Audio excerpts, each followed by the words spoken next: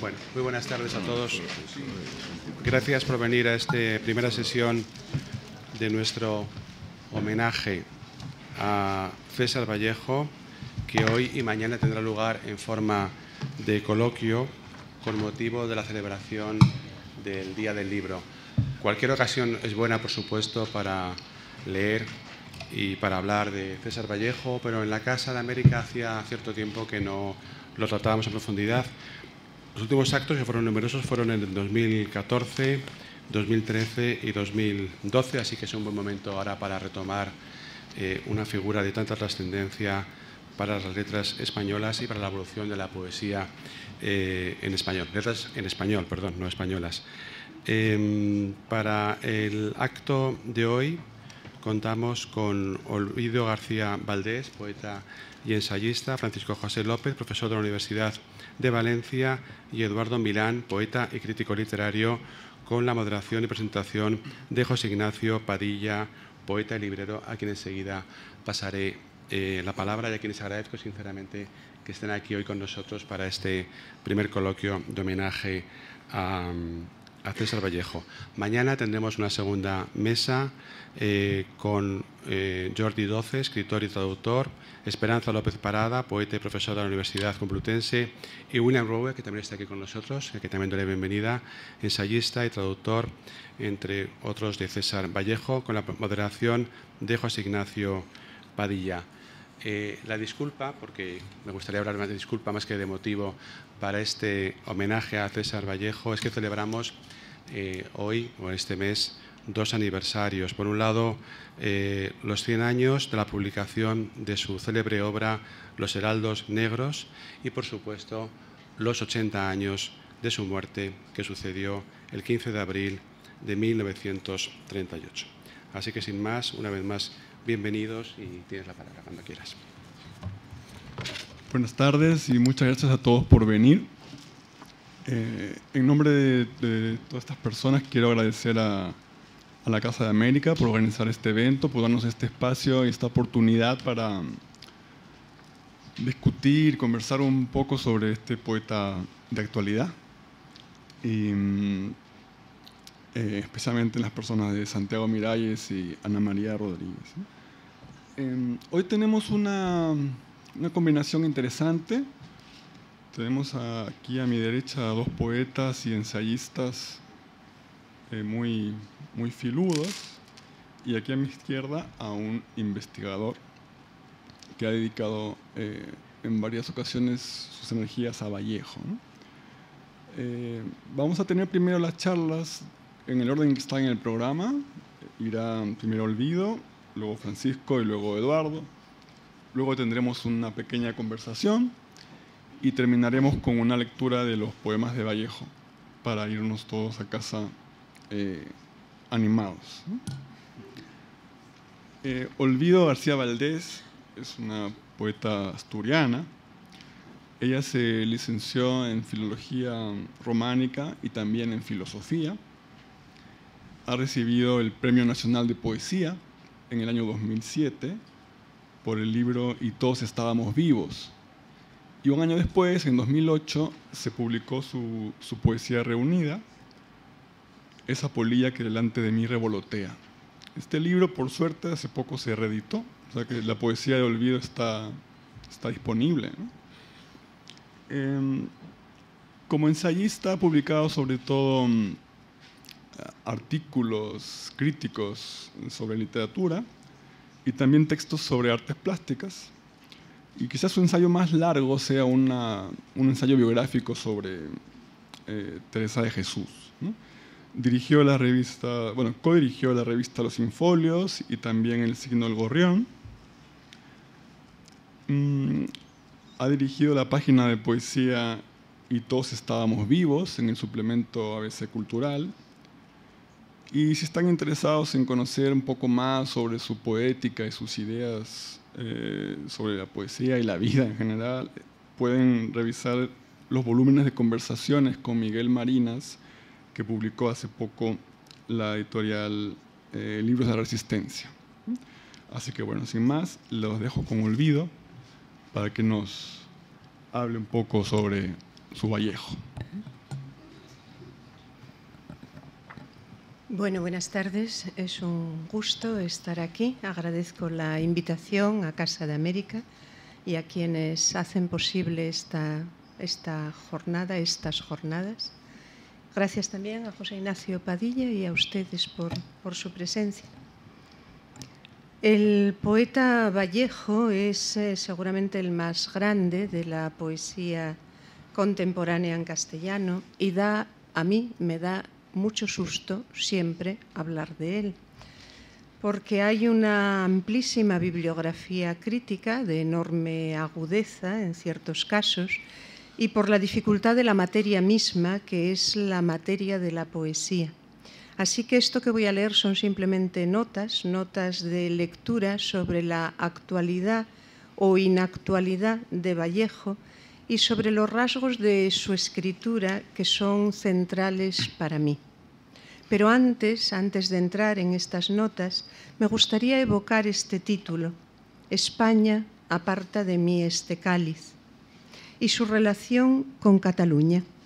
Recordar que la primera edición de España aparta de mí este cáliz la imprimió en enero de 1939 el Ejército de la República en Barcelona, en el monasterio de Montserrat, que es tanto como decir el corazón del país catalán, donde todavía se conservan 4 ejemplares. En la portada puede leerse lo siguiente: César Vallejo, 1892-1938. España aparta de mí este cáliz. Poemas. Prólogo de Juan Larrea. Dibujo de Pablo Picasso. Soldados de la República fabricaron el papel, compusieron el texto y movieron las máquinas. Ediciones literarias del Comisariado, Ejército del Este, Guerra de Independencia, año de 1939. Al frente de aquel taller se encontraba el poeta Manuel Altolaguirre. Después se publicó en México en 1940 y durante mucho tiempo se pensó que esa era la primera edición al darse por perdida la anterior. ¿Qué decimos cuando decimos Vallejo? ¿Cuál de las posibles imágenes tenemos en la cabeza? El Vallejo de los heraldos negros, el de la cárcel de Trujillo entre 1920 y 21, el de Trilce, el de España aparta de mí este cáliz, el de los poemas póstumos, que se titularon Poemas Humanos, el buen conocedor del Moscú bolchevique a fines de los años 20, la gran figura de las letras peruanas que soy, el amigo de Larrea y de Juan Gris, el que padeció una pobreza extrema durante toda su vida, casi toda la vida. Múltiples referencias, algunas complementarias entre sí, otras casi contradictorias. ¿Qué tienen en común las que componen este nombre, César Vallejo? Tal vez, esencialmente, una forma de situarse ante la poesía en relación con la vida y una necesidad continuada de escribir poemas desde esa raíz. La actualidad de Vallejo. En cierto sentido se podría invertir el término, no actualidad, sino inactualidad de Vallejo en este tiempo de consumo Instagram, de redes sociales y selfies. Quizá su inactualidad también allá y acá, por algo del formato, su persistente renuencia a fluir, su recortarse como verso y como poema, es decir, su laconismo, su concisión en la dicción. Y su humor abstracto, no propiamente humor, sino una peculiar cualidad abstrusa, hecha de guarismos, de injertos, una forma de destazar el léxico y la semántica. No humor, sino esa su cualidad chocante, que desprende, sin embargo, una incongruente vaharada emotiva.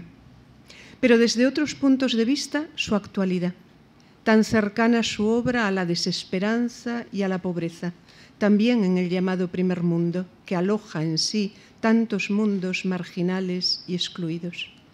Pero por otra parte, claro, la inactualidad de Vallejo a la que me refiero, ese choque frontal de su escritura con la banalidad de las sociedades de consumo, es justo lo que lo hace particularmente vivo y próximo, tan resistente.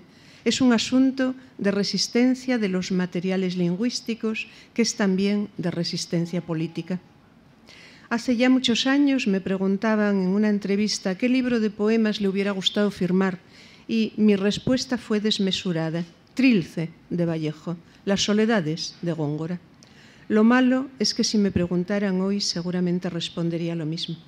Me parece que en ambos casos, aunque de modo tan distinto, se trata de la materialidad de la lengua como textura fónica y también de opacidad al cauce significativo propio de la comunicación, es decir, de resistencia de materiales, en efecto, libros casi inasimilables, aún irreductibles.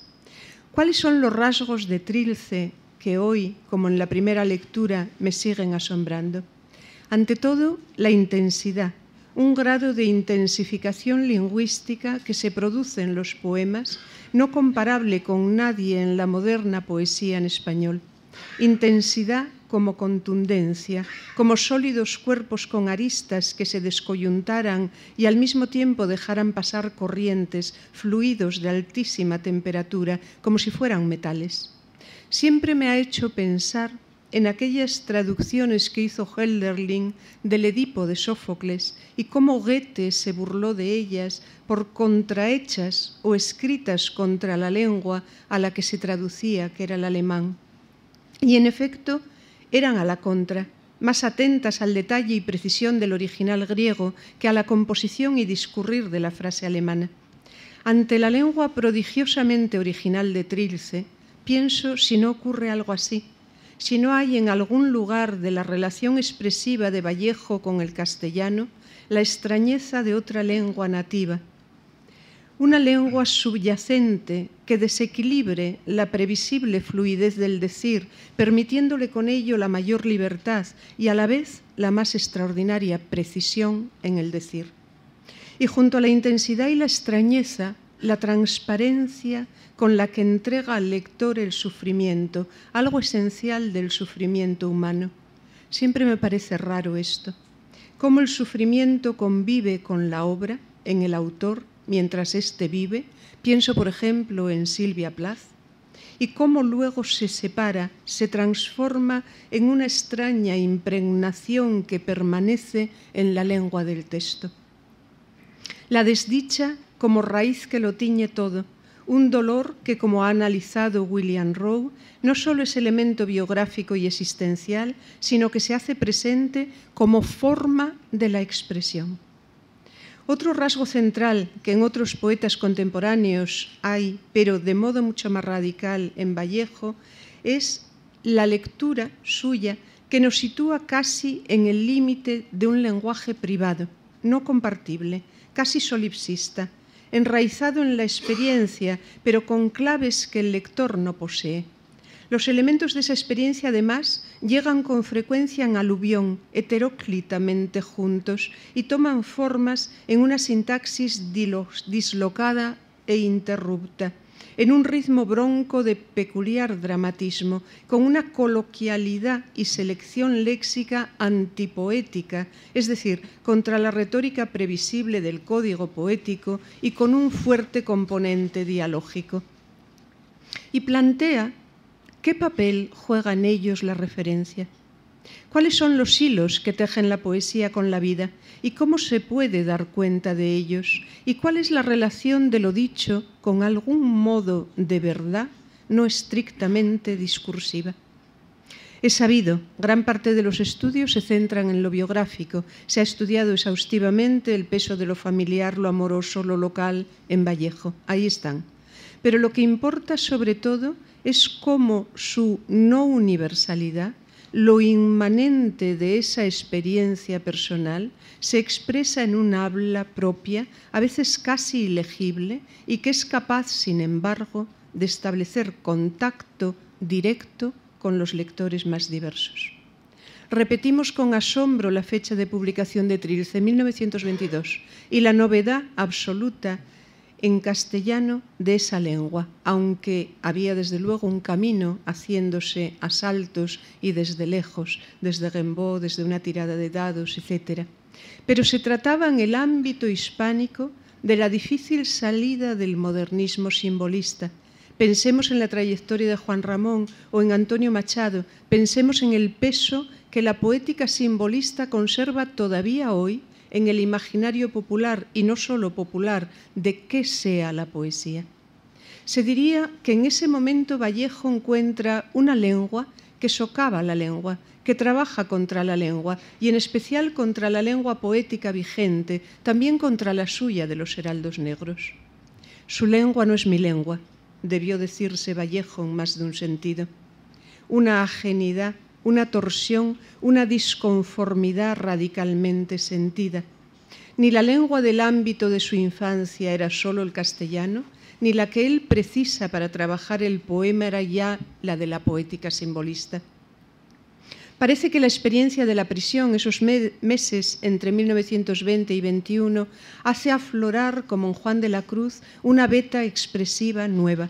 El 12 de febrero de 1921 escribe a Óscar Imaña: en mi celda leo de cuando en cuando, muy de breve en breve cavilo, y me muerdo los codos de rabia, no precisamente por aquello del honor, sino por la privación material, completamente material, de mi libertad animal.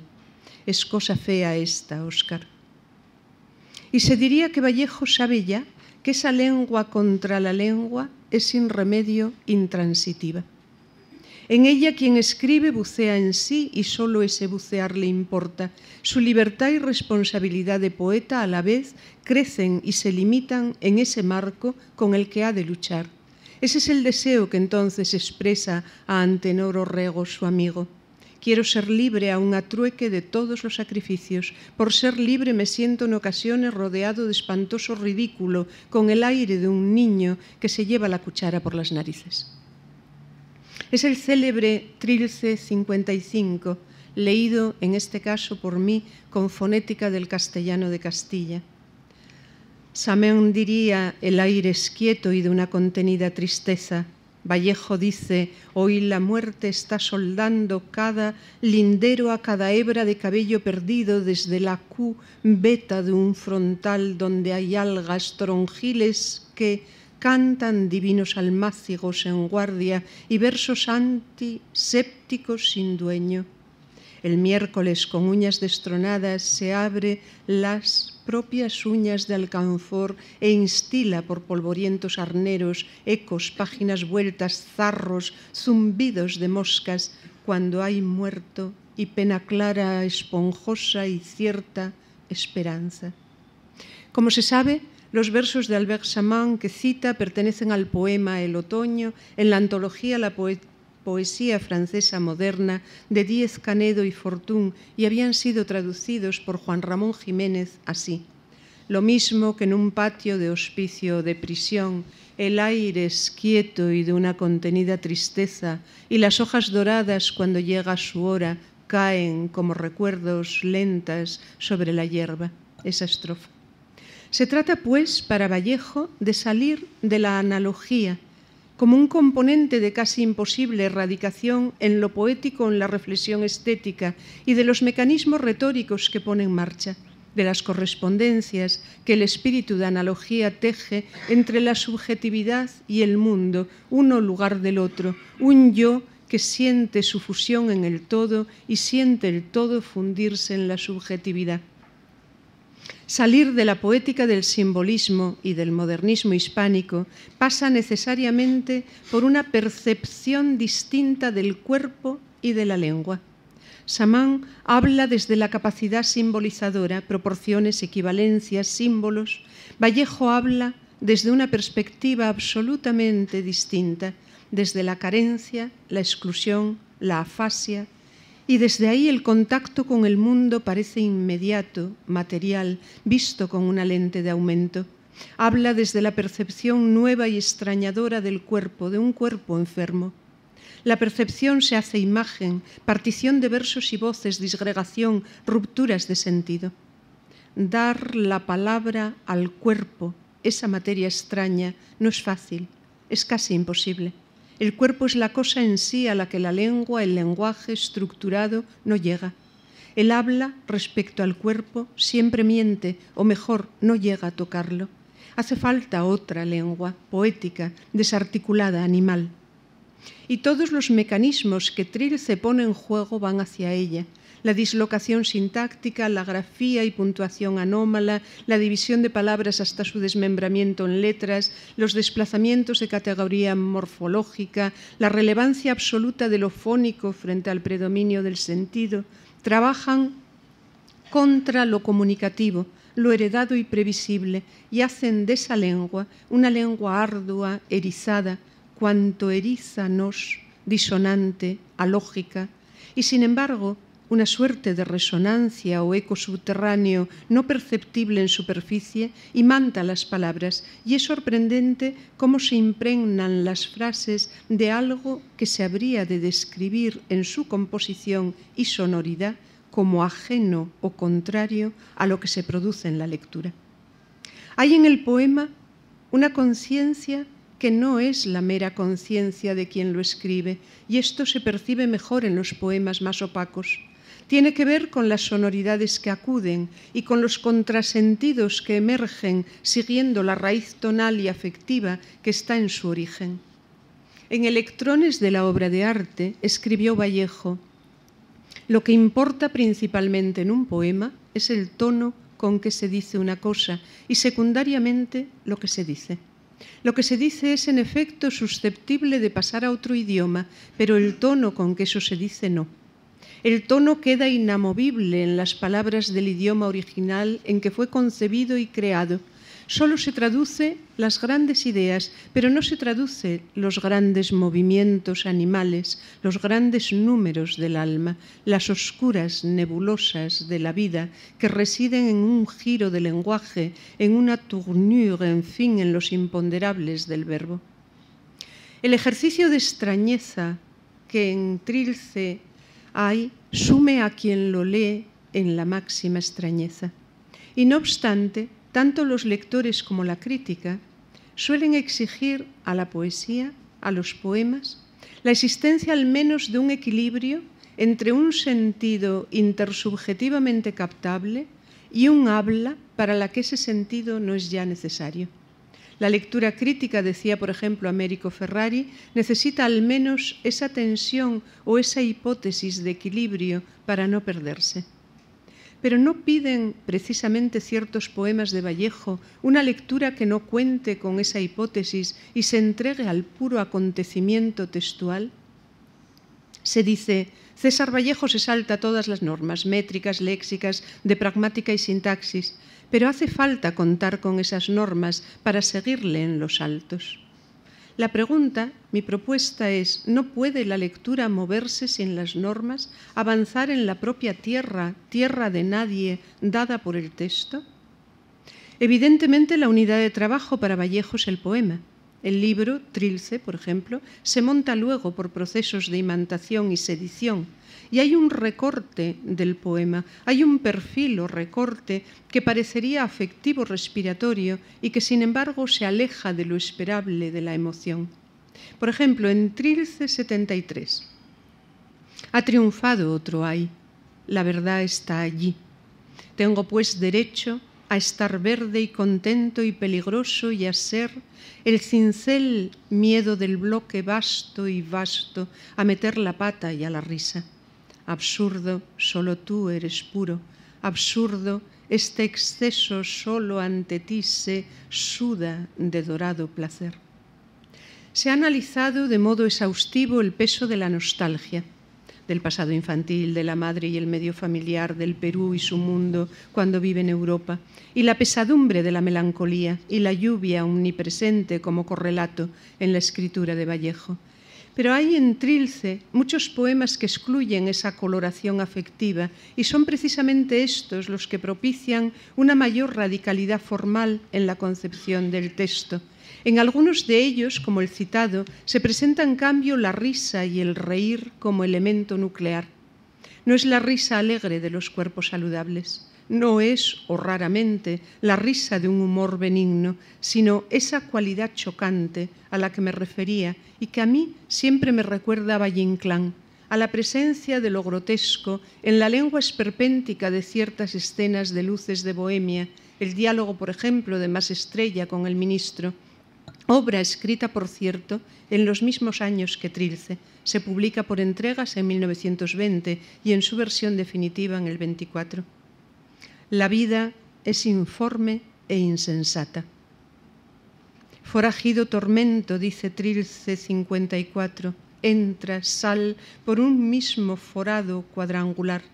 Duda, el balance punza y punza hasta las cachas. Se violentan oxígenos de buena voluntad, arde cuanto no arde y hasta el dolor dobla el pico en risa. Pero un día no podrás entrar ni salir con el puñado de tierra que te echaré a los ojos, forajido. El alma es el cuerpo, el alma muere con el cuerpo.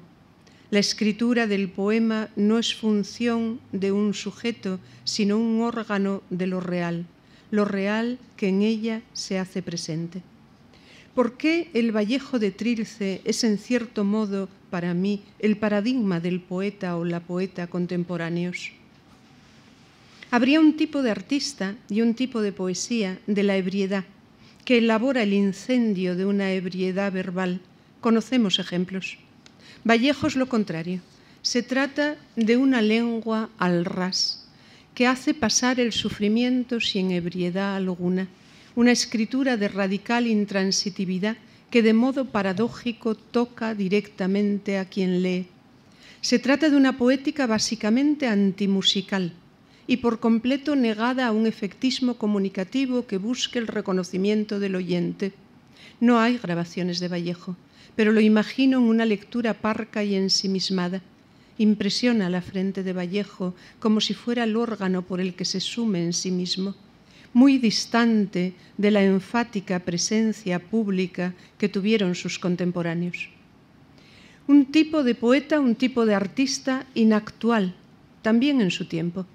Pienso en pintores, Luis Fernández, Arxile Gorki, pienso en Vallejo.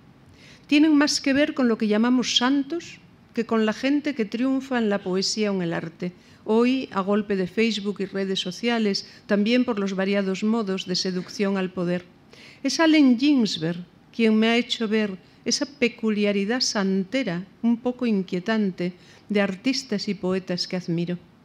En una entrevista de Ginsberg en 1966 con Thomas Clark, le hablaba de Cézanne y le explicaba cómo había llegado a Cézanne en la misma época de sus visiones sobre Blake, el poeta que más le interesó en la vida, y reflexionaba sobre la capacidad de la poesía de transmitir un mensaje a través del tiempo y de su efecto, no solo la belleza, decía, y la traducción es de Tania Favela Bustillo, tal como yo la entendía en ese momento, sino que era además algo esencial para la existencia humana que debía penetrar en el fondo de la existencia humana. Tuve la impresión de que era una suerte de máquina del tiempo a través de la cual se podía transmitir. Blake podía transmitir su propia conciencia y comunicarla a alguien después de su muerte. En otras palabras, construir una máquina del tiempo. Y explica luego Ginsberg que estudiaba intensamente la pintura de Cézanne y que viajó a Aix-en-Provence, conoció la montaña Sainte-Victoire y los lugares cézannianos. Empezó a pensar en una lectura simbólica, casi mística, de esa pintura tan trabajada y tan neutra, tan austera, y evoca una cita en la que el pintor daba algunas claves de su composición. Decía Cézanne: mediante cuadrados, cubos, triángulos, trato de reconstruir la impresión que tengo de la naturaleza, las formas que empleo para reconstruir la sensación de solidez que pienso, siento, veo cuando miro un motivo como el de Sainte-Victoire, conforman un lenguaje pictórico, por lo que uso cuadrados, cubos y triángulos, tratando de construirlos simultáneamente juntos, entrelazados, para que la luz no pueda filtrarse. Para que la luz no pueda filtrarse. Vuelvo un momento a Trilce, a esos poemas chocantes, en los que todo parece estar para siempre chocando.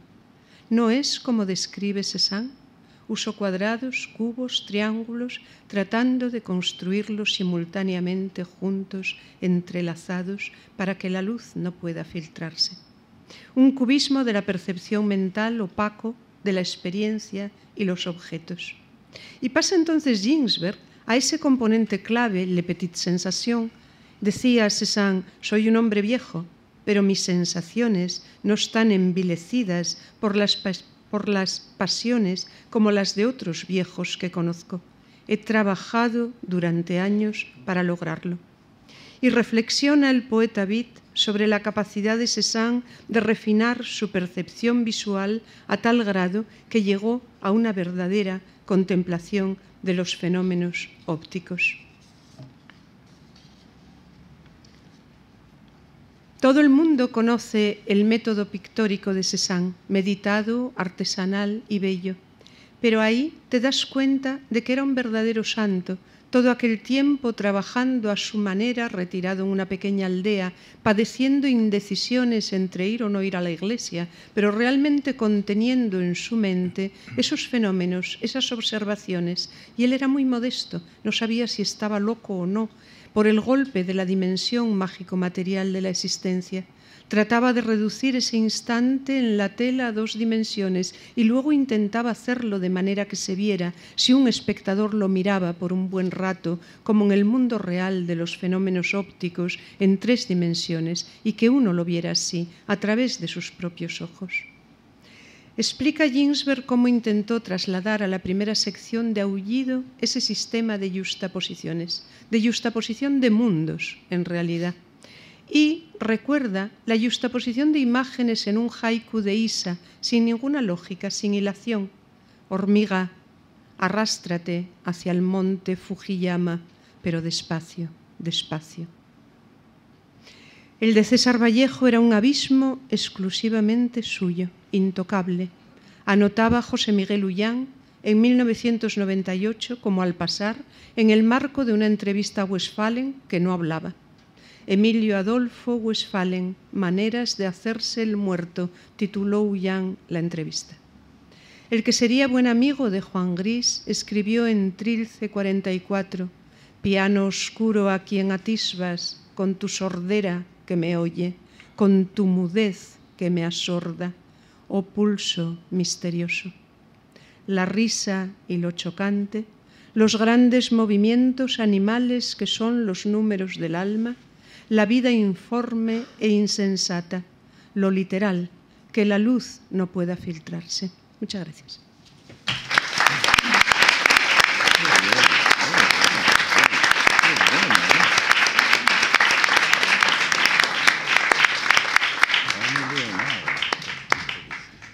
Muchas gracias a Olvido por este repaso tan preciso por ciertos aspectos de Vallejo. Ahora es el turno de Francisco López Alfonso, que es profesor titular del Departamento de Filología Española en la Universidad de Valencia. Él se doctoró en Filología Hispánica con una tesis sobre la narrativa de Vallejo, que luego reelaboró como un libro, César Vallejo, Las trazas del narrador. Y ha dedicado buena parte de su investigación a autores latinoamericanos. Ha publicado el libro Hablo, señores, de la libertad para todos, sobre López Albújar y el indigenismo en el Perú. También se ha dedicado a Brasil. Publicó Sombras de la libertad, una aproximación a la literatura brasileña. Y recientemente publicó los libros La narrativa de la emancipación y una monografía sobre Mario Bellatín, El cuaderno de las cosas difíciles de explicar. Así que ahora le doy la palabra a Francisco López. Gracias, muy amable.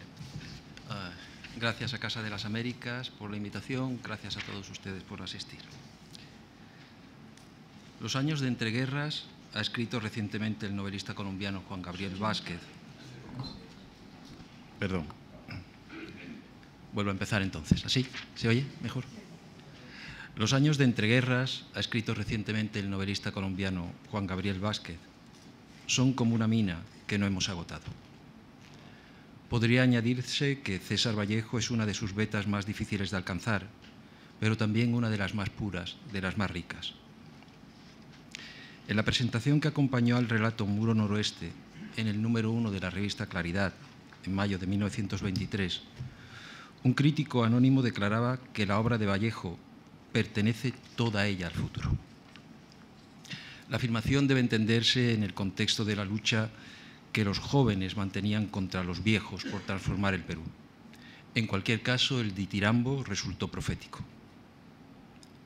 Cuando se cumplen 80 años de su muerte, cuando se cumplen 100 de la fecha de impresión de Los Heraldos Negros, aunque el libro saliese a la calle en el 19, hace ya mucho que César Vallejo es un clásico.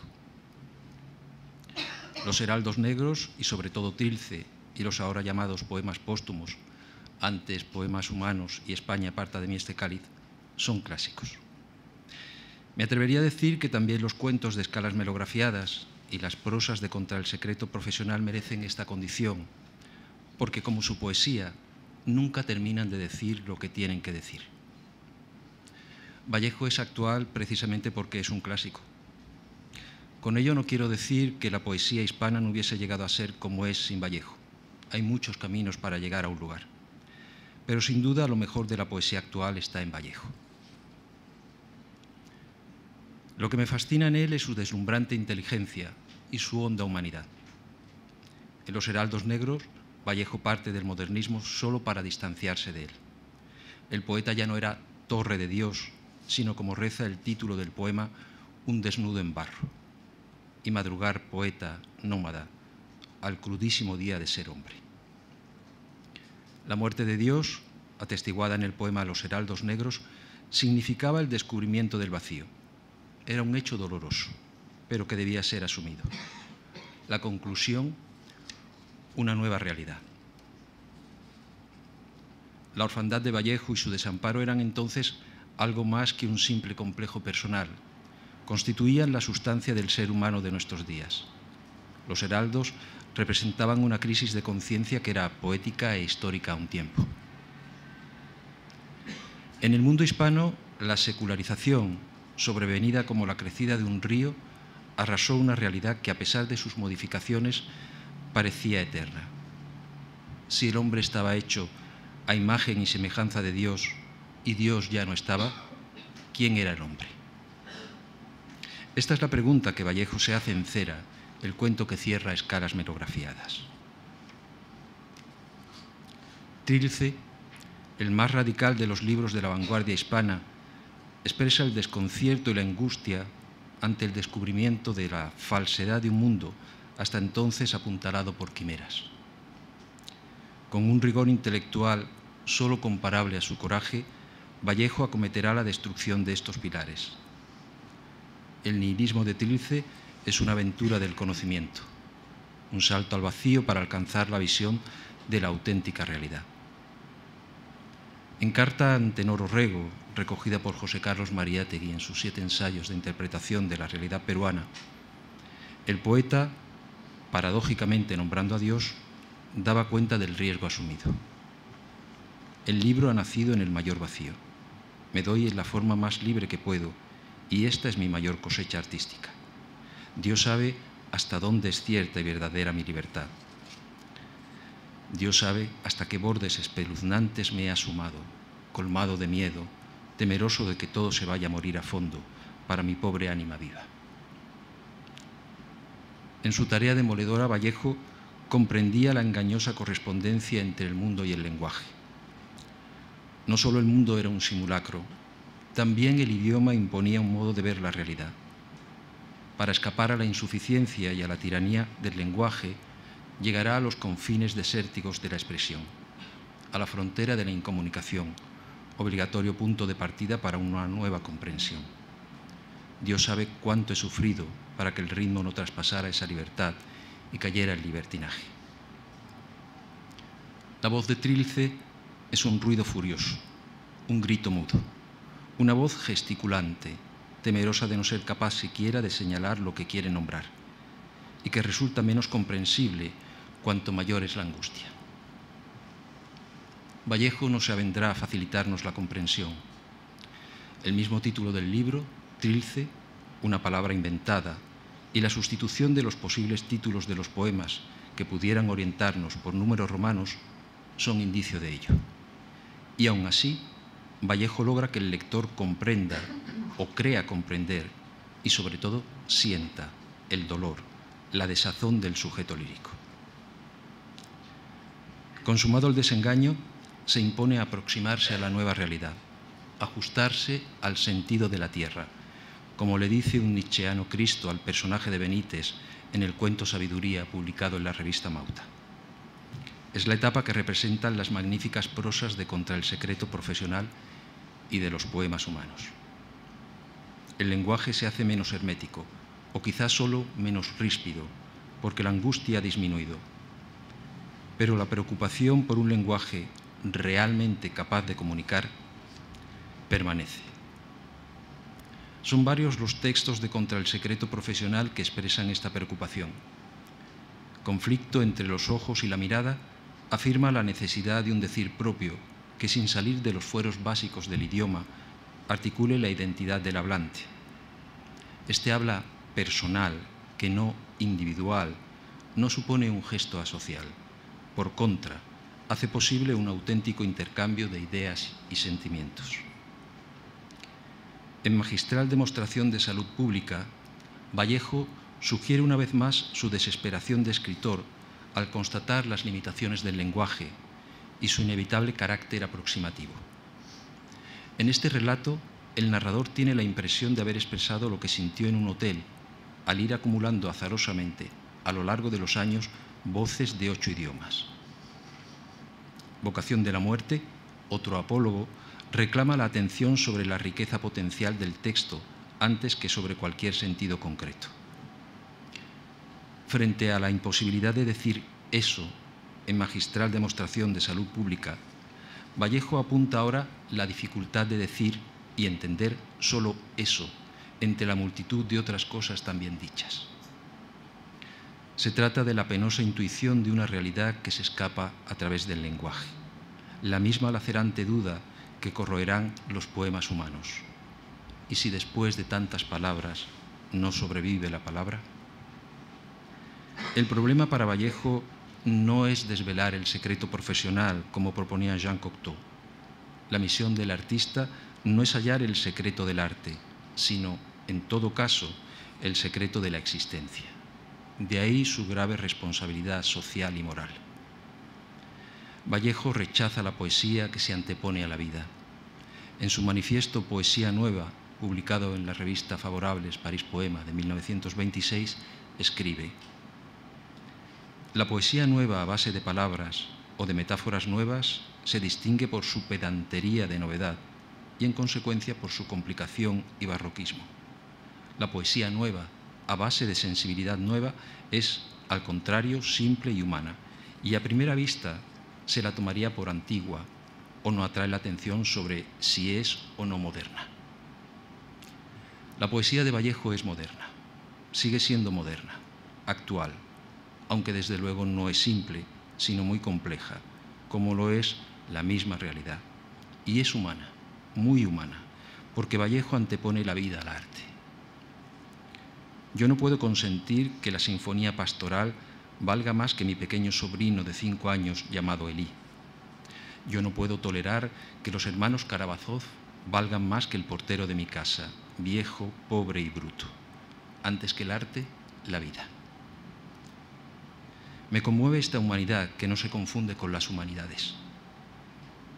Me emociona que uno de los mayores poetas en lengua española no guarde una relación libresca con el mundo y defienda una vida completa, de sana y auténtica inspiración humana. Los técnicos, dice en otro lugar, hablan y viven como técnicos y rara vez como hombres. Es muy difícil ser técnico y hombre al mismo tiempo, continúa. Un poeta juzga un poema no como simple mortal, sino como poeta. Y ya sabemos hasta qué punto los técnicos se enredan en los hilos de los bastidores, cayendo por el lado flaco del sistema, del prejuicio doctrinario o del interés profesional, consciente o subconscientemente, y fracturándose así la sensibilidad plena del hombre. Pero ¿quién es este hombre vallejiano? ¿Quién es ese yo que aparece en sus textos y que ya no estaba hecho a imagen y semejanza de Dios? Vallejo se empeña en dar consistencia a la identidad, pero el yo se muestra inestable, cambiante, escapándose como algo en continua formación. Esta concepción vallejiana del sujeto como tránsito y no como permanencia se corresponde a la fluidez de la realidad. El ser no es, solo acontece. Pero no estoy hablando de la muerte del sujeto, solo hablo de la desaparición del sujeto cuasi sacro creado por Dios y a su imagen, y de su prolongación, ese sujeto cartesiano, toda razón y coherencia. Como en los relatos de animales de Kafka, en lugar de la exaltación del yo, reaparece en sus textos la salvadora cavilación y recuerdo de la semejanza con el animal, el inmenso documento de Darwin. El cuerpo asumirá entonces un papel protagonista en Poemas Humanos. En sus meditaciones, el sujeto opinará enfático, establecerá juicios que carecen de autoridad. El cuerpo se encargará de recordarle su humilde condición. Vallejo es consciente de que nada puede afirmarse dogmáticamente, porque inmerso en un vaivén de contradicciones, paradojas y absurdos, la capacidad del intelecto, este pobre cerebro mal peinado, no es garantía de autenticidad ni de certeza. La obra de Vallejo sugiere un pensamiento que se niega el pretendido éxito de la rotundidad sistemática, un pensamiento que se empeña en decir lo que propiamente no puede ser dicho. Es un pensamiento enigmático, por lo no acabado, pero también porque Vallejo entiende la verdad como un proceso nunca concluido, lejos de una ley universal e inmutable. Este viaje sin fin no constituía un fracaso. Partir de allí, salir de aquella situación que le hizo exclamar en Trilce 73, absurdo, solo tú eres puro, era un logro. Alejarse de aquel estado en el que hasta la misma pluma con que escribo por último se troncha, de Trilce 32, era ya una meta. Nuevamente se hacía posible el decir, aunque solo fuese interrogación, asombro y dolor. César Vallejo ha muerto. Le pegaban, todos sin que él les haga nada. Y se abría la esperanza de un futuro socialista. Ah, desgraciadamente, hombres humanos, hay hermanos, muchísimo que hacer. Pienso, es un decir, que la voz irrepetible, única de Vallejo, continúa resonando en la poesía actual. El carácter dialogante, conversacional, la presencia del cuerpo tan marcada en la poesía femenina, no sé. Incluso en la narrativa se escucha su voz. Por ejemplo, en Historia de una mujer que caminó por la vida con zapatos de diseñador, de la mexicana Margot Glantz, Nora García, la protagonista, sale al mundo como Don Quijote para comprobar cuánto de verdad hay en los libros, y también como la esposa del cántico espiritual para buscar al amado. La novela concluye cuando Nora, que es escritora, aterrorizada por la mamografía a la que está siendo sometida, se pregunta insistentemente, ¿y si después de tantas palabras no sobrevive la palabra? Pero Vallejo, como he intentado destacar, no escribió para técnicos, fuesen poetas o novelistas. Creo que en estos años de posverdad y miserias crecientes, su poesía, que en algún lugar él llamó verdadismo, es más actual, más vigente que nunca. Pero no quisiera ponerme mitinero. Mejor me callo. Mejor leo un par de estrofas de Un hombre pasa con un pan al hombro. Un hombre pasa con un pan al hombro. Voy a escribir después sobre mi doble.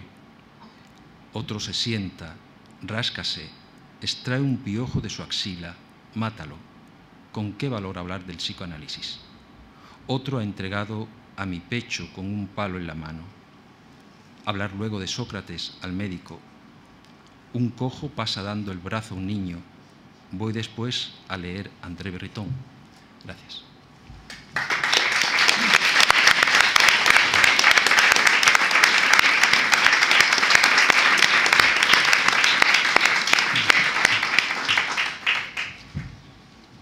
Muchas gracias a Francisco López por esta síntesis de algunas cuestiones morales en la obra de Vallejo, ¿no?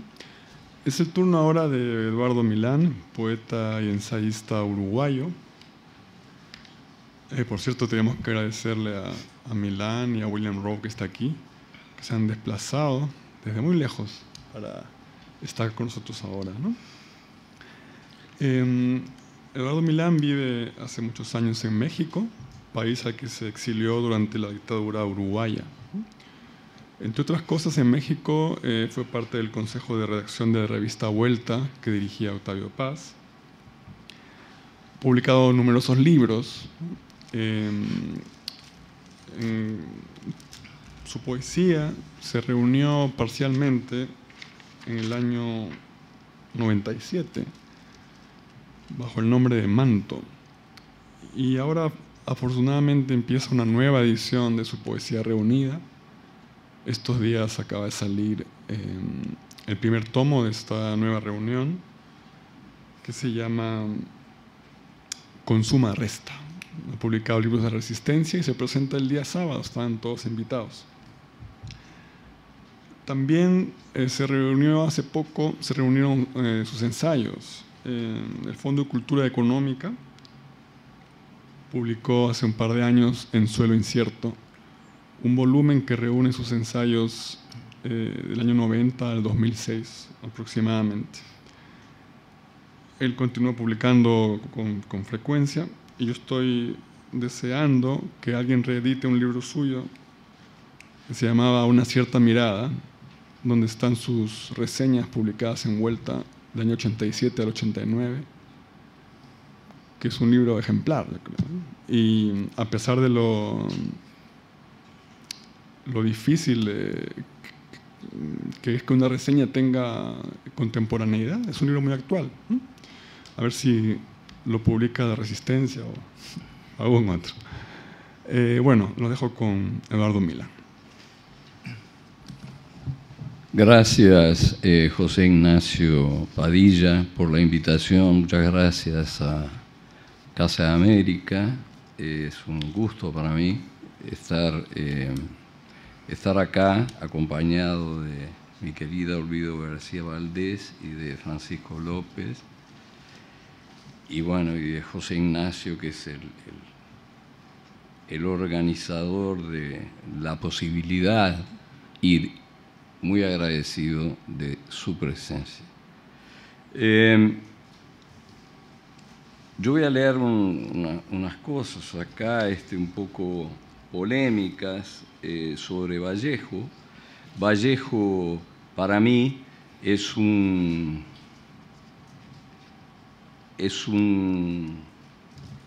poeta que genera en ciertos lectores y apasionados una voluntad polémica y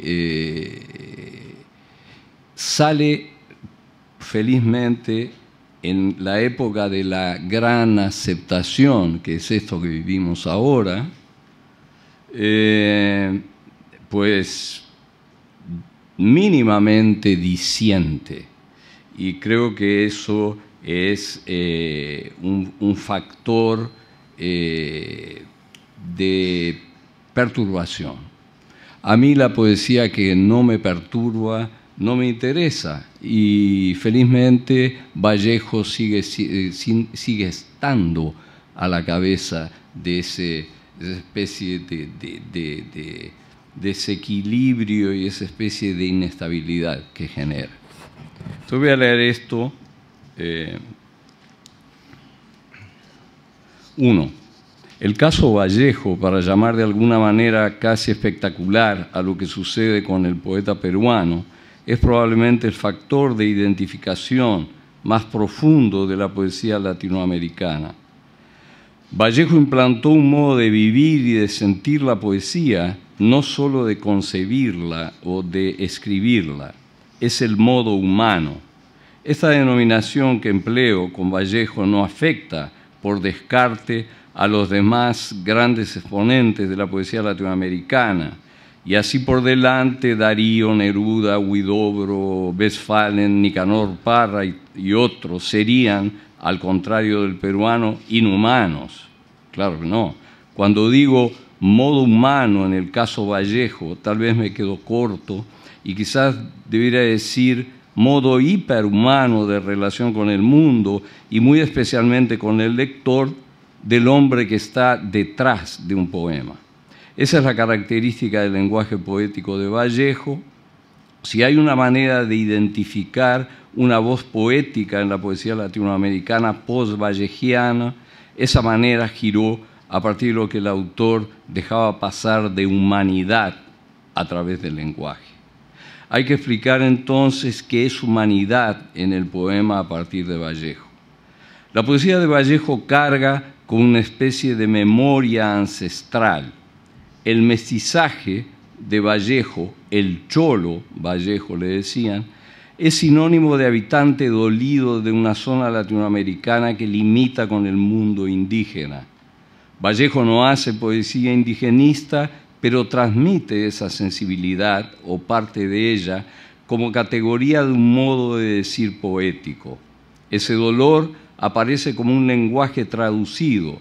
El castellano hace pasar del quechua a la zona menos comunicable en comparación con la riqueza lexical del propio castellano.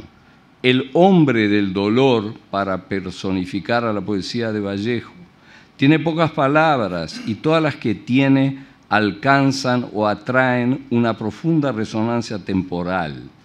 Para no caer en una ontología dolida en el caso Vallejo, hay que ir al lenguaje. Hay dos momentos nítidos en esa poesía, para mí y para muchos.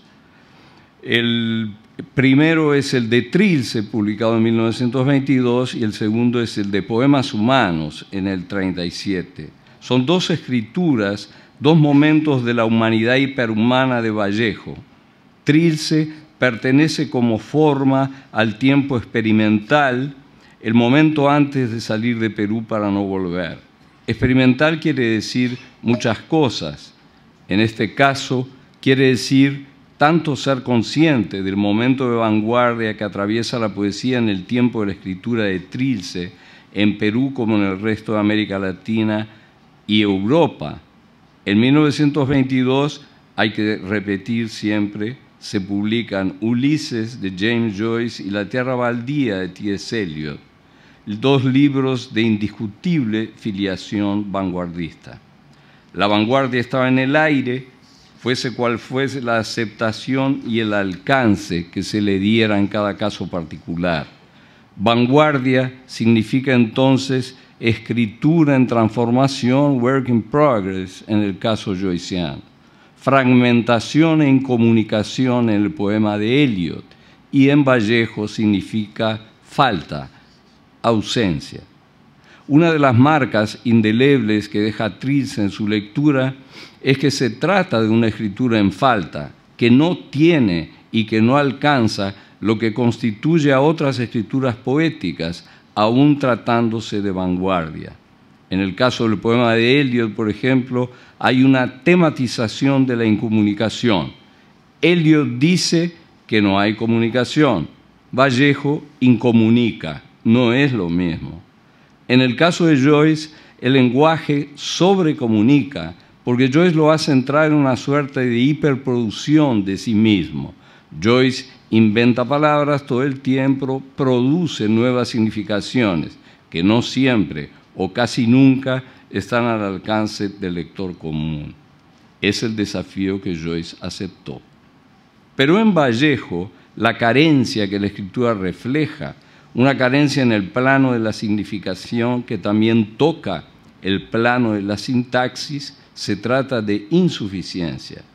Indigencia de Vallejo, digo en otro lado, y no solo aludo a una doble expresión ahí, a la de ¿y para qué poetas en tiempos de penuria?, traducción de Genaro Tallens, de Hölderlin, y a la época de la técnica como época de la indigencia de Heidegger.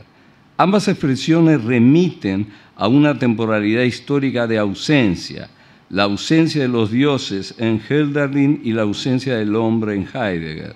En Vallejo también hay una indigencia, escasez, pobreza vital, que hace un entronque de su historia personal con su modo de concebir la poesía, al menos en ese momento de Trilce. Históricamente, la crítica poética vio Trilce como una escritura infantil.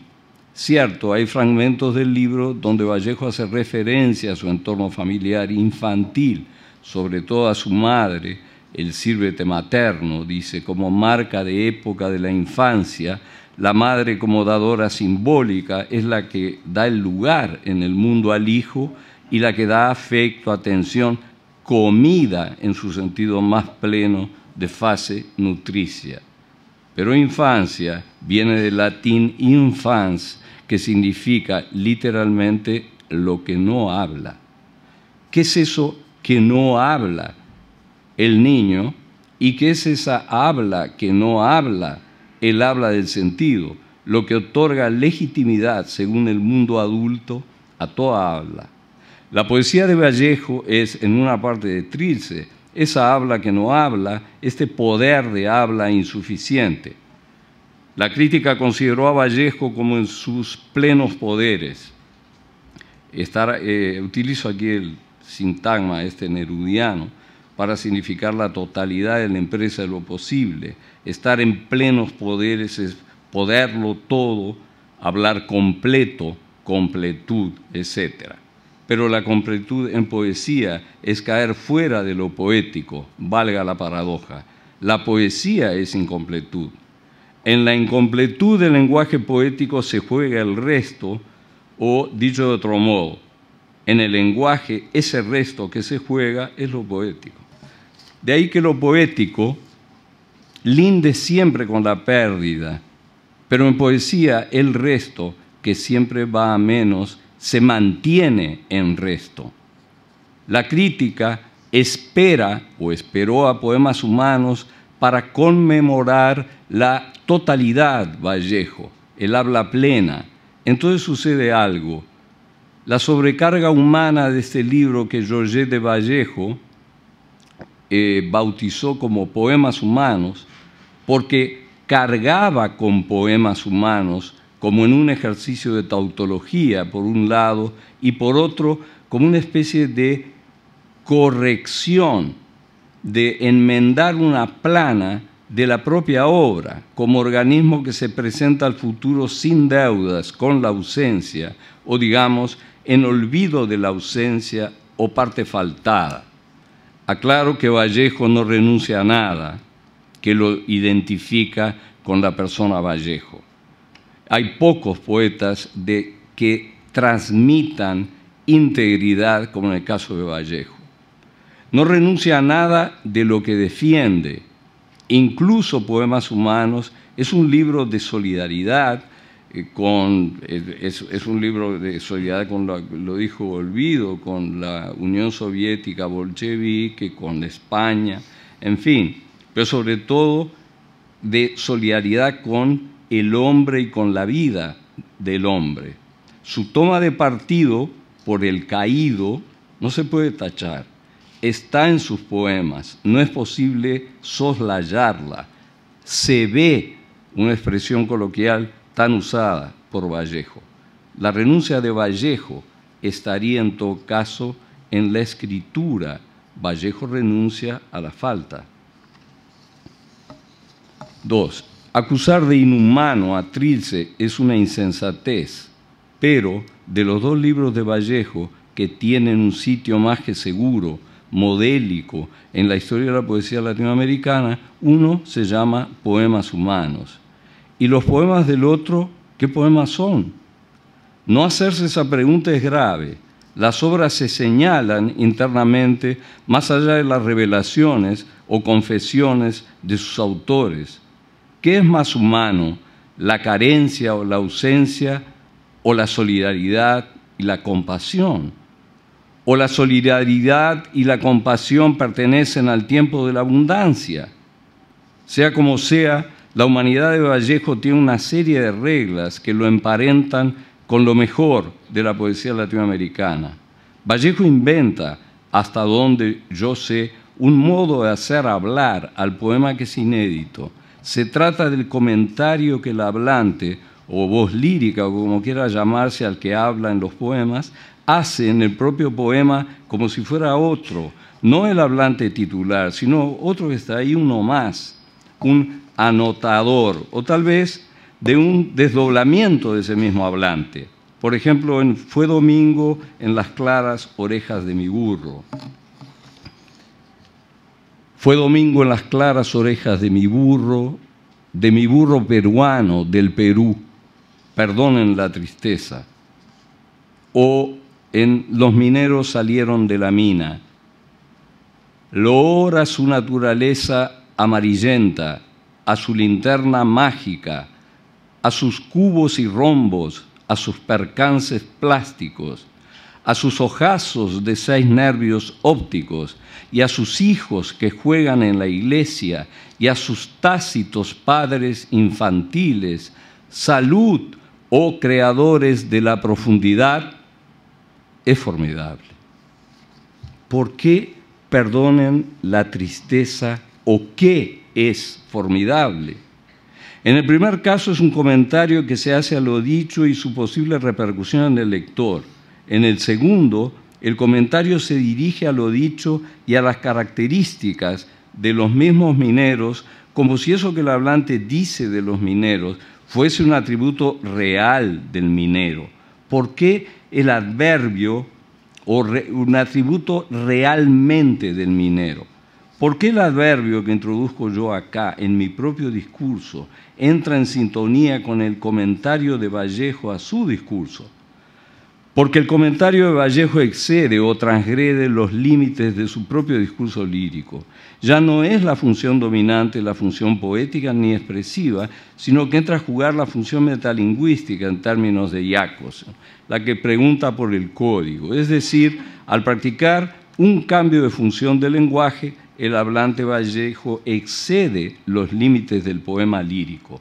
Ya no es un texto lírico común, sino que es ahora, con el comentario, un texto crítico. Se trata de una crítica del poema que se agrega como valor al discurso lírico, un plusvalor, para decirlo de alguna manera materialista. Pero de lo que sí se trata, ese excedente simbólico puesto en juego ahí, es de una salida del texto hacia los márgenes del poema, hacia un fuera de sí del poema mismo.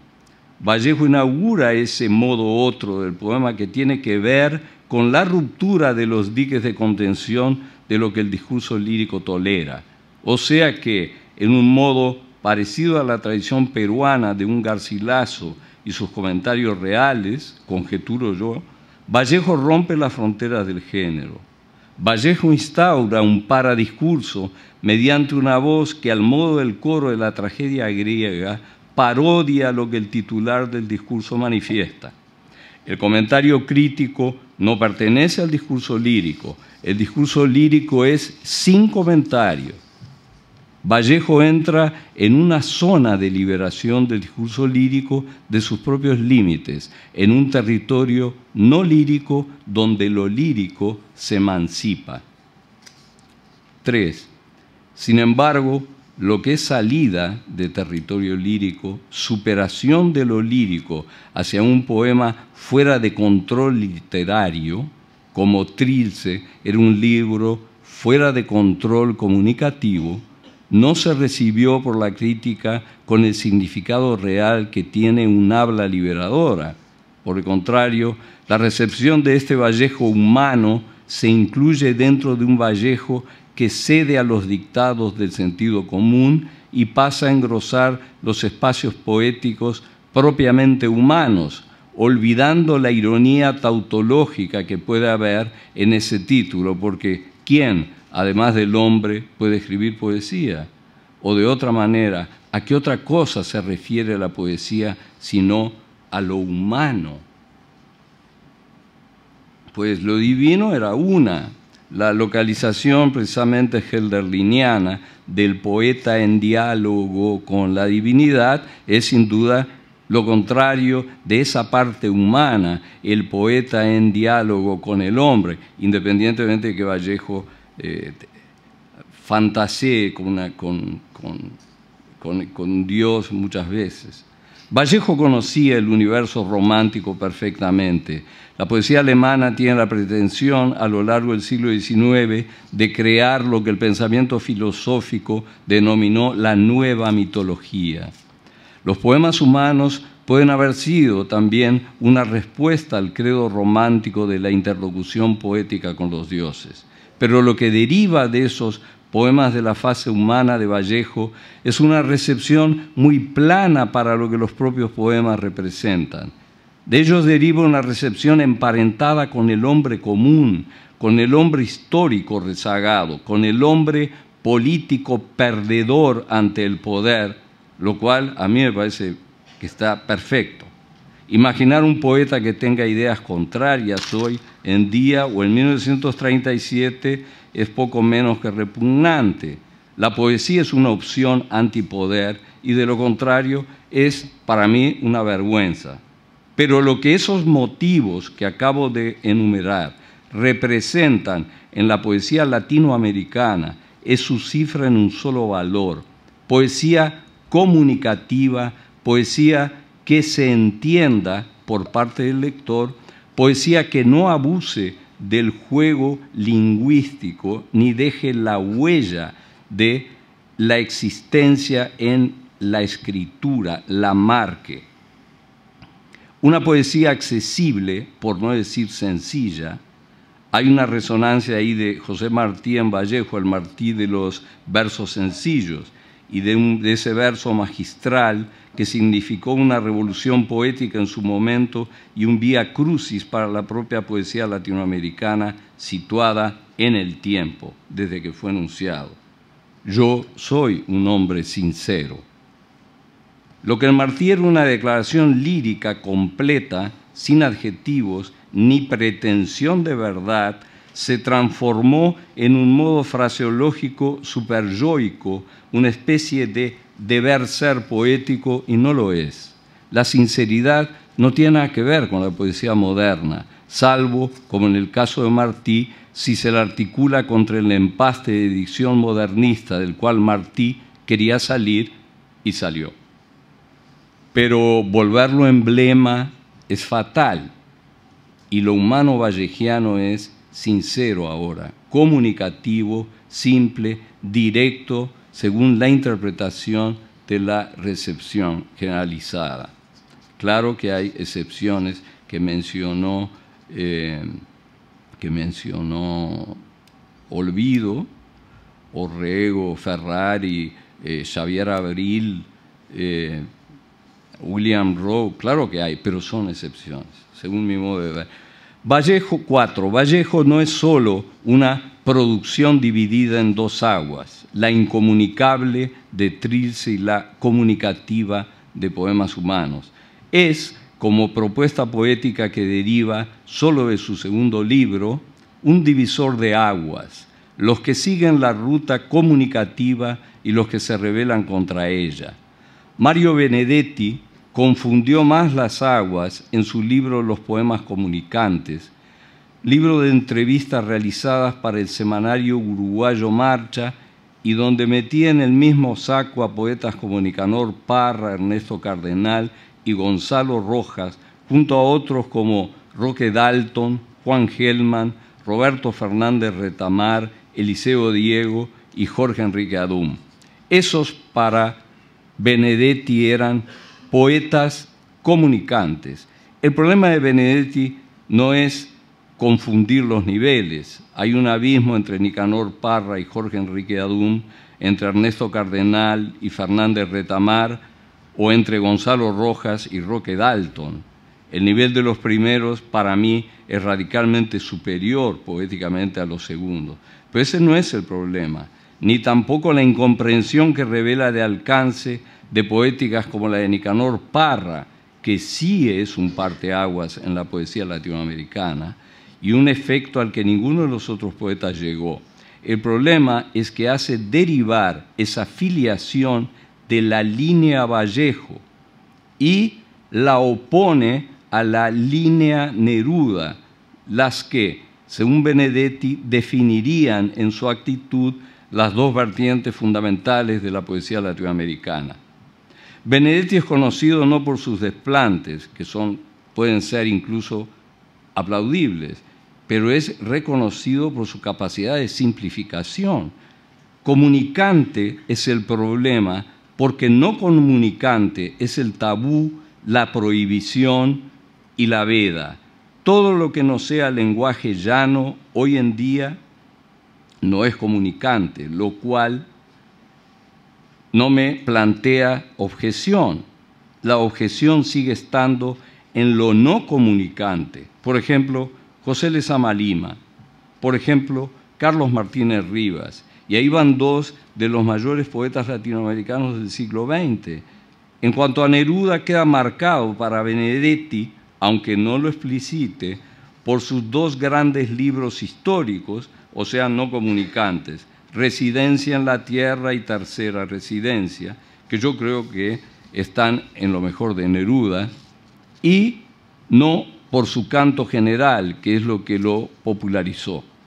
Pero el problema es la simplificación de Vallejo en aras de la comunicación. Benedetti no considera ninguna posibilidad de validez contemporánea proveniente del barroco en su vertiente actual. La neobarroca, para dar un ejemplo de uso del lenguaje especialmente ensimismado. Ninguna vanguardia le será grata por la misma razón. Las vanguardias son esencialmente no comunicantes, sobre todo en una primera fase. Y estas negaciones, neobarroco y vanguardia, pienso en el neobarroco conosureño y en Néstor Perlonger, o en la poesía concreta brasileña y sus derivas, son fundamentales en la configuración de las poéticas actuales latinoamericanas. Cierto que el libro de Benedetti es del 71, donde todavía se recibían los ecos de la llamada poesía comprometida latinoamericana, una actitud poética que reflejaba la voluntad utópica de algunos de sus practicantes, de la gran mayoría de los citados por Benedetti, y su deseo de transformación de la realidad política y socioeconómica latinoamericana. Una transformación pendiente todavía, pese a sus posibilidades o imposibilidades que se vislumbran mejor hoy. El problema tampoco es la politización de la poesía, sino la manera en que se llevó a cabo. Una poesía directa, sin elaboración, con una ausencia tal de complejidad que solo puede ser explicada porque se escribía sobre la marcha. Recuento de hechos, noticias e ideologías tratadas sin ningún arte, ni consideración por el lenguaje. La única excepción que reconozco en esa poesía comprometida es la de Ernesto Cardenal, con poemas como La Hora Cero, que me parecen ejemplares. Pero el problema sigue siendo Vallejo situado en el horizonte de la confusión. 5. Hay un no saber inquietante en el mundo que coincide con el no saber de la poesía en que se ha insistido últimamente, sobre todo Giorgio Agamben, en el final del poema. Se trata del cese de un universo de valores y del surgimiento de otro, o de una dilatación de este final como una especie de cese ininterrumpido. Es difícil no situar el poema como lo hemos recibido dentro de un universo humanista.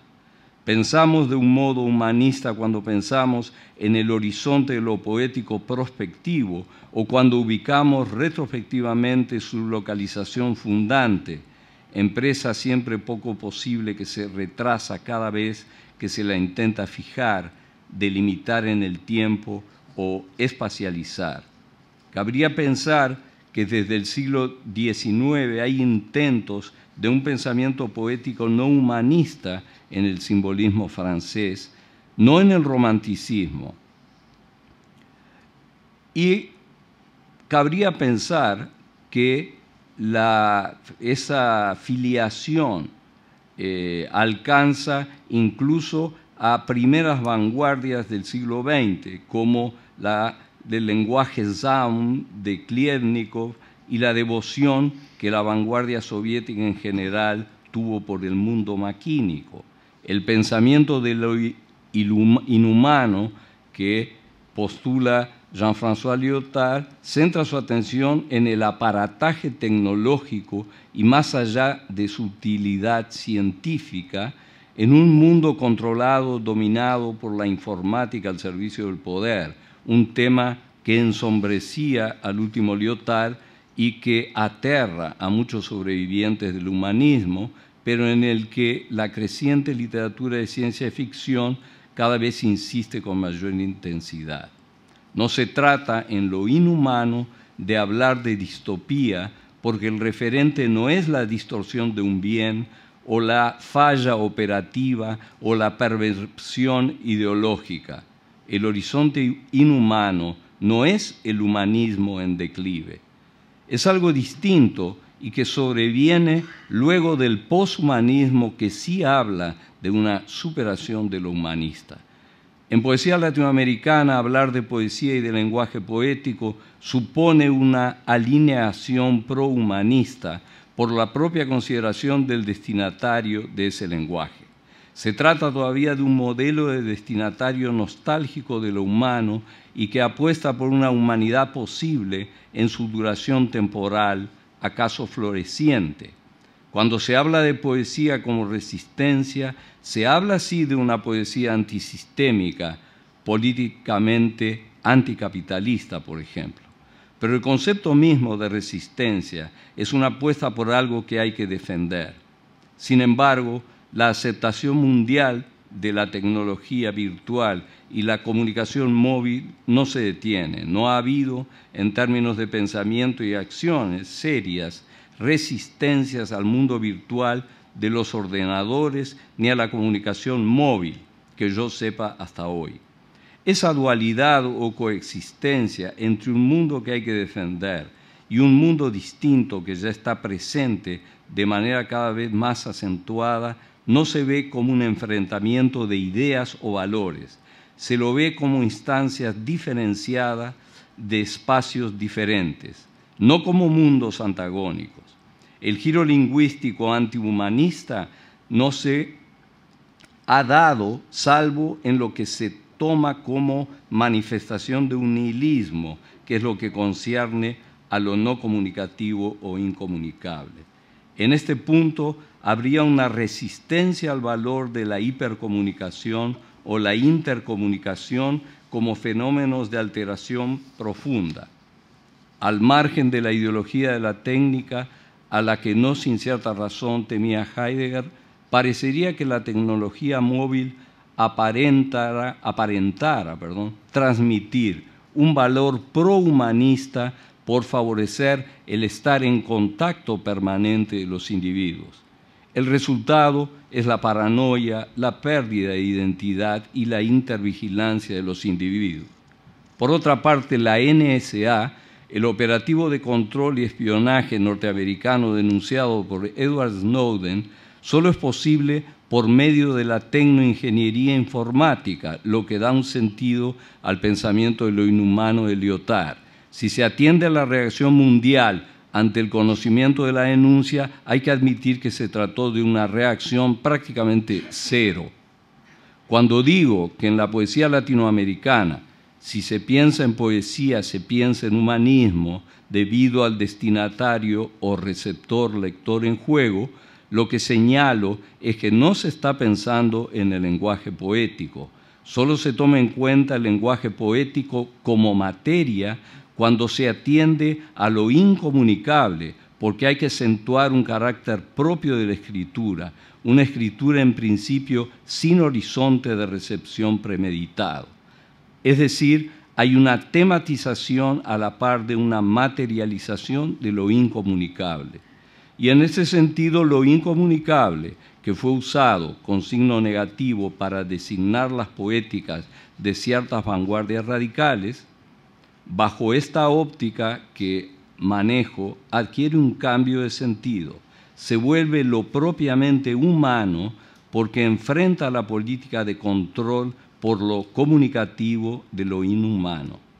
Habría que pensar grados de incomunicabilidad en los poemas considerados fríos, de tentativas de vanguardia ex nihilo, poemas autocentrados que no conceden al lector este plus afectivo adjetival que el lector demanda. Y en este sentido, una radicalización del lenguaje poético sería un punto de inflexión realmente serio en la lucha contra el dominio de lo inhumano, no en un sentido cultural, sino en las vidas individuales. Gracias.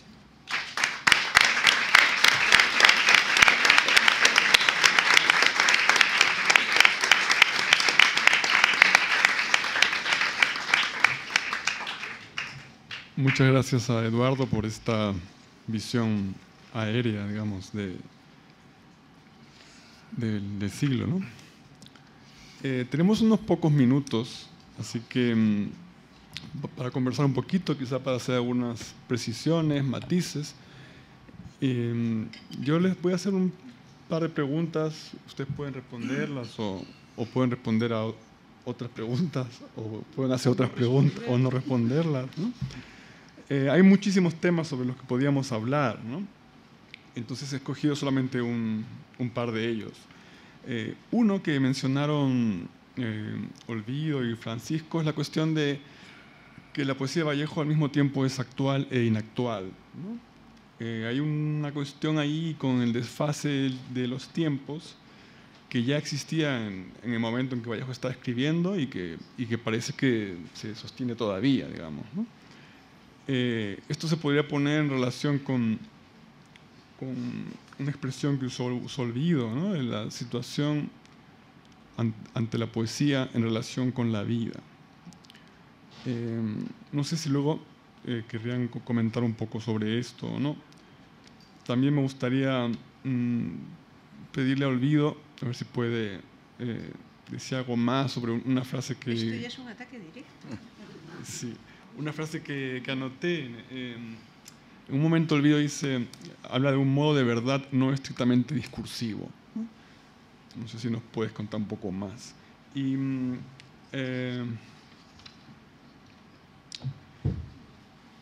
digamos que en parte la operación que ha hecho Eduardo y que suele hacer en sus ensayos es como crear constelaciones, ¿no? de poetas, de temas, de problemas, y de esa manera constantemente está proponiendo nuevas versiones de la historia de la literatura, ¿no? Es una reescritura, una antihistoria de la literatura, ¿no? Y me parece que uno de los conceptos a partir de los que él escribe estas historias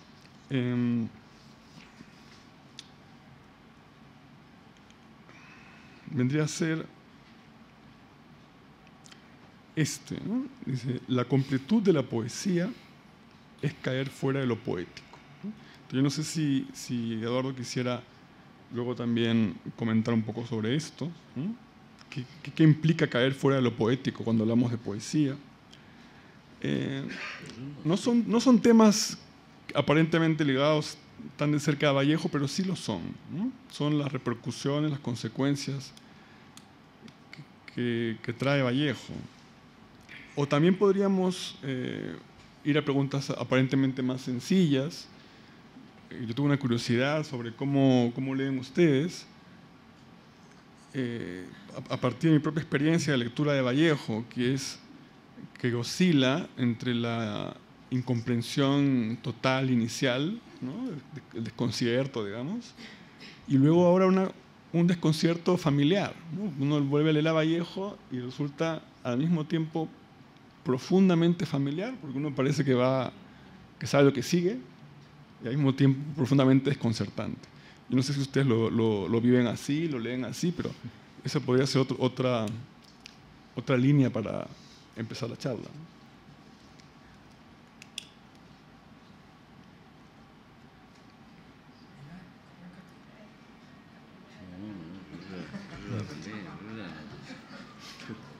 De lo que dijo, tengo que caer.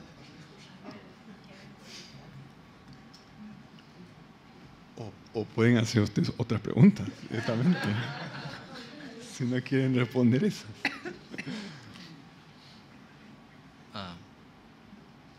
A mí me gusta la pregunta de cómo leer a Vallejo. Porque leer me parece una actividad realmente muy, muy compleja. Escribir debe ser la hostia de difícil, pero leer no es mucho más fácil. Entonces, en textos como los de Vallejo, quizás eso que decía Lichtenberg, ¿no?, de que un libro es como un espejo y si se mira en él un mono no puede ver a un apóstol, pues cobra una fuerza todavía mayor, ¿no?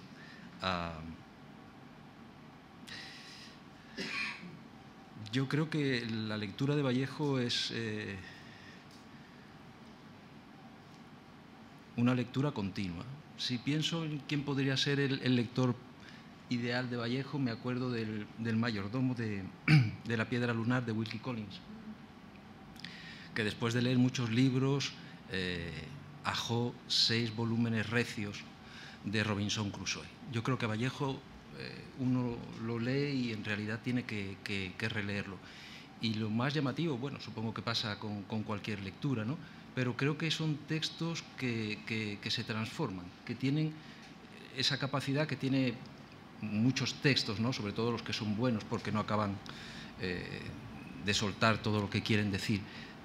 Pero creo que en el caso de Vallejo eso es particularmente cierto, entre otras cosas porque la suya no es una poesía, digamos, de contenido evidente.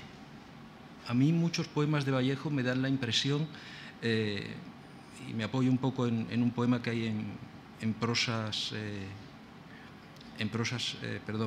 poemas humanos, no, mentira, poemas en prosa, perdón, que dice que hay 4 conciencias simultáneas enredándose en la mía. Entonces, creo que ese juego, por llamarlo de alguna forma dialéctico, entre esos diferentes yoes del poeta, entre esas diferentes voces, hacen que el texto quede como muy abierto siempre, con lo cual cuando uno vuelve sobre el texto permanece abierto y a lo mejor prestas más atención a otras de las voces. De manera que el poema cambia. Luego también creo que una de esas voces importantes en los temas de Vallejo, en los poemas de Vallejo, es el del cuerpo. El cuerpo, además relacionado con la idea de estética, no como teoría del arte, sino como esa disciplina filosófica a la que dio principio Baumgarten, ¿no?, y que habla de las sensaciones, de ese razonar confuso del cuerpo. Todas esas cosas mezcladas hace que la lectura siempre sea novedosa. Entonces, creo que siempre se trata de una lectura aproximativa, porque los textos de Vallejo a mí me da la impresión de que tampoco pretendían decir nada de un modo definitivo. Siempre era algo abierto. Yo creo que Vallejo en ese sentido era un ironista. Se movía en la línea de la ironía romántica, contraria a la idea de una síntesis cerrada como la que proponía Hegel, ¿no? Yo creo que yo al menos es lo que hago o intento hacer. Sí, yo comparto absolutamente la forma de verlo de Francisco en cuanto lectora, y tiene mucho que ver con lo que tú comentabas, es decir, cuando una lee a Vallejo hay zonas, digamos, de sombra, zonas de difícil penetración, diríamos, y cuando lo vuelves a leer, puesto que es un poeta que se frecuenta a lo largo de la vida, esas zonas siguen estando ahí, pero es un desconcierto conocido, ¿no? Es bonito eso del desconcierto conocido, es decir, no es que sepamos más, yo creo que no, seguramente sabemos cada vez menos de Vallejo, porque cada vez nos interpela más, ¿no? Desde lugares y desde posiciones siempre distintos. Cada vez que se lee un poema es otro poema, ¿no? Las cosas que están ahí mirándote, es decir, cuando se dirigen a ti, esas cosas que están en el poema son siempre nuevas, cada vez son nuevas, ¿no? Y sin embargo hay algo, a mi modo de ver, que está siempre fijo en la lectura de Vallejo, o a mí me da esa impresión, que es un poco la cuestión que tú me planteabas directamente. Es decir, a mí me parece que Vallejo tiene desde antes de escribir, es decir, desde niño, y el momento en que empieza a escribir, es decir, tiene permanentemente a lo largo de la vida como escritura de poemas, la suya, tiene una profunda, es decir, esa escritura está siempre en profunda relación con la vida, no se escribe desde otro lugar, digamos, ¿no? Y ese pozo, esa raíz vital, existencial de la escritura, yo creo que permanece a lo largo del tiempo y nos hace conectar directamente con cualquier Vallejo, con cualquier poema de cualquier libro de Vallejo. Y eso tiene que ver con lo otro que mencionabas, que es un cierto modo de verdad en su poesía, en su escritura, no estrictamente discursivo. Hay un modo de verdad que tiene que ver con la raíz de la vida, y esa es otra manera de situarse ante la escritura, que no tiene nada que ver con la de Neruda, por ejemplo, que mencionaba Milán, aunque Residencia en la Tierra es un libro quizá que arraiga ahí también, pero no el Neruda más que ha circulado más o que se conoce más. Ese modo de verdad no discursivo es difícil hablar de él, y al mismo tiempo solo se puede hablar de él en la lengua. Es muy curioso eso. Es decir, no tenemos ninguna herramienta para hablar de eso más que lo que ocurre con el trabajo sobre la lengua del poema, ¿no? Se trata de una clase de conciencia que hay en el poema, que creo que no es la conciencia de quien escribe, ni siquiera de ninguno de los cuatro que escriben cuando escribe uno. Eso me recordaba mucho el prólogo de Unamuno. Es muy gracioso porque, claro, Vallejo es muy unamuniano, ¿no? En muchos sentidos, ¿eh? Entonces, en el prólogo de... ¿Cómo se llaman estas? Las novelas ejemplares, ¿cuántas son? A ver, por favor, que alguien me... es un número, ¿no? No sé qué, novelas ejemplares, 4 novelas ejemplares, pongamos por caso, no recuerdo el número, y un prólogo, ¿no? Ese es un título de Unamuno. Bueno, pues el prólogo de esas novelas ejemplares, Unamuno explica que cuando Juan y Pedro hablan, no hay 2 hablando, sino como mínimo 8. 4 por parte de Juan y 4 por parte de Pedro, ¿no? Ahí están los 4. Bueno, pues yo creo que la conciencia del poema no es de ninguno de esos 4, sino del poema mismo, es decir, de la lengua que está trabajando ahí, con esa energía y con esa raíz que se ancla en la vida y que funciona de una manera rarísima, que nos hace volver una y otra vez sobre ella y sobre ello, ¿no? No sé, ¿tú qué dices? Mirá, yo estoy de acuerdo. Yo estoy de acuerdo. Sí. Yo creo que hoy lo dijimos.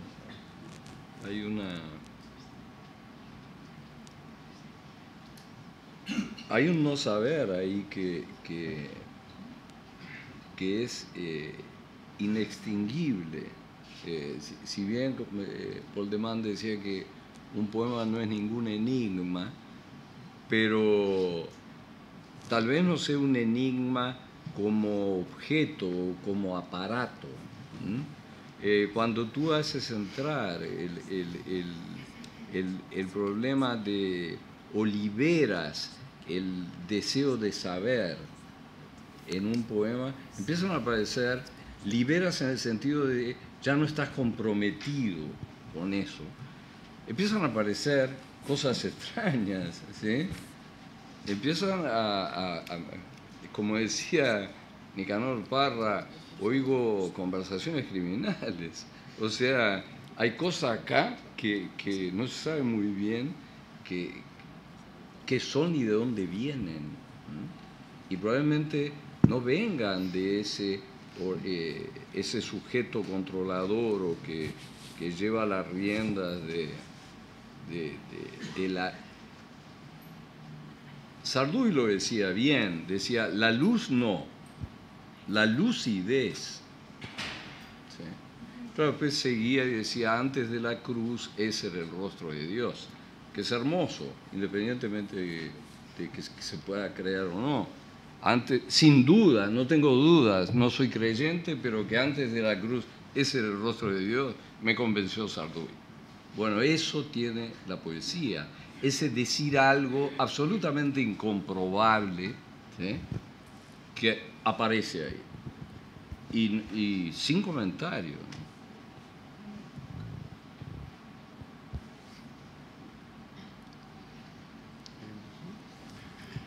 Bueno, no tenemos mucho tiempo, así que no vamos a seguir charlando.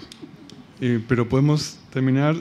Los invito a leer 1 o 2 poemas de Vallejo para refrescar, ¿no? Olvido el perfecto. ¿Qué puso yo?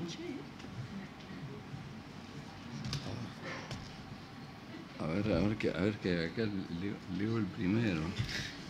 Leo el primero.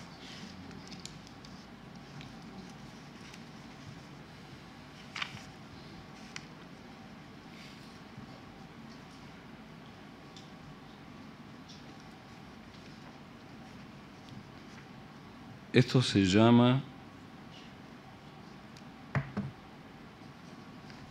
telúrica y magnética.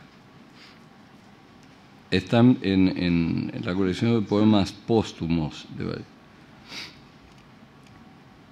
Telúrica y magnética, mecánica sincera y peruanísima la del Cerro Colorado, suelo teórico y práctico, surcos inteligentes, ejemplo, el monolito y su cortejo, papales, cebadales, alfalfares, cosa buena, cultivos que integra una asombrosa jerarquía de útiles y que integran con viento los mugidos, las aguas con su sorda antigüedad.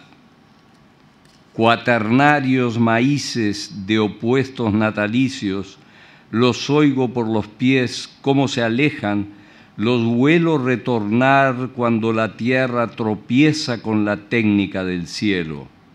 Molécula ex abrupto, átomo terso. Oh campos humanos, solar y nutricia ausencia de la mar y sentimiento oceánico de todo. Oh climas encontrados dentro del oro, listos. Oh campo intelectual de cordillera, con religión, con campo, con patitos. Paquidermos en prosa cuando pasan y en verso cuando páranse. Roedores que miran con sentimiento judicial en torno. Oh patrióticos asnos de mi vida, vicuña, descendiente nacional y graciosa de mi mono, oh luz que dista apenas un espejo de la sombra, que es vida con el punto y con la línea polvo y que por eso acato, subiendo por la idea amiosamente. Ciega en época del dilatado molle, del farol que colgaron de la sien y del que descolgaron de la barreta espléndida. Ángeles de corral, aves por un descuido de la cresta, cuya o cuy para comer los fritos con el bravo rocoto de los temples. Cóndores, me friegan los cóndores. Leños cristianos en gracia al tronco feliz y al tallo competente, familia de los líquenes, especie en formación basáltica que yo respeto desde este modernísimo papel. 4 operaciones os sustraigo para salvar al roble y hundirlo en buena ley. Cuestas infraganti. Auquénidos llorosos, almas mías, sierra de mi Perú, Perú del mundo y Perú al pie del orbe, yo me adhiero. Estrellas matutinas, si os aromo, quemando hojas de coca en este cráneo, y cenitales, si destapo, de un solo sombrerazo, mis 10 templos. Brazo de siembra, bájate y a pie. Lluvia a base del mediodía, bajo el techo de tejas donde muerde la infatigable altura y la tórtola corta entre su trino. Rotación de tardes modernas y finas madrugadas arqueológicas. Indio después del hombre y antes de él. Lo entiendo todo en 2 flautas y me doy a entender en una quena y los demás me las pelan.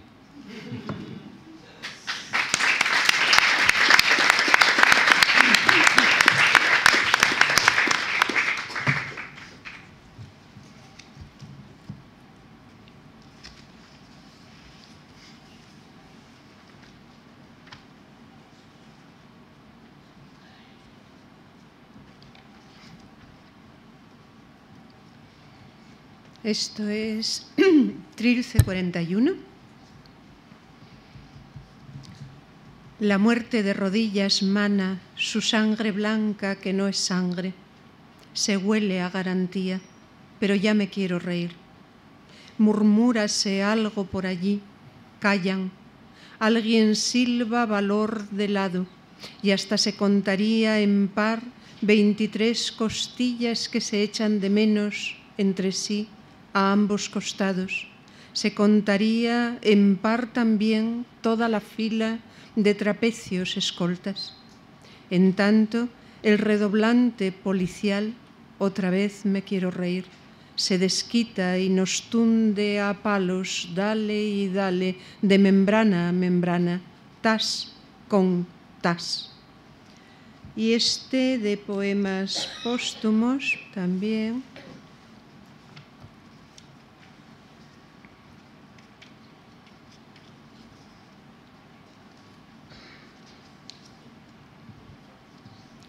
¿Qué me da que me azoto con la línea y creo que me sigue al trote el punto? ¿Qué me da que me he puesto en los hombros un huevo en vez de un manto? ¿Qué me ha dado que vivo? ¿Qué me ha dado que muero? ¿Qué me da que tengo ojos? ¿Qué me da que tengo alma? ¿Qué me da que se acaba en mí mi prójimo y empieza en mi carrillo el rol del viento? ¿Qué me ha dado que cuento mis 2 lágrimas, sollozo tierra y cuelgo el horizonte? ¿Qué me ha dado que lloro de no poder llorar y río de lo poco que he reído? ¿Qué me da que ni vivo ni muero?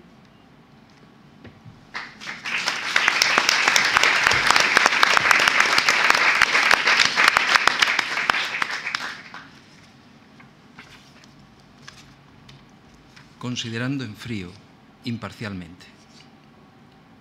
Considerando en frío, imparcialmente, que el hombre es triste, tose y, sin embargo, se complace en su pecho colorado, que lo único que hace es componerse de días, que es lóbrego mamífero y se peina.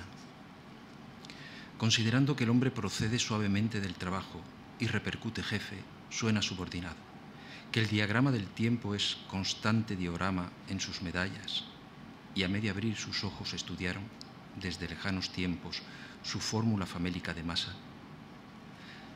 Comprendiendo sin esfuerzo que el hombre se queda a veces pensando, como queriendo llorar, y sujeto a tenderse como objeto, se hace un buen carpintero, suda, mata, y luego canta, almuerza, se abotona.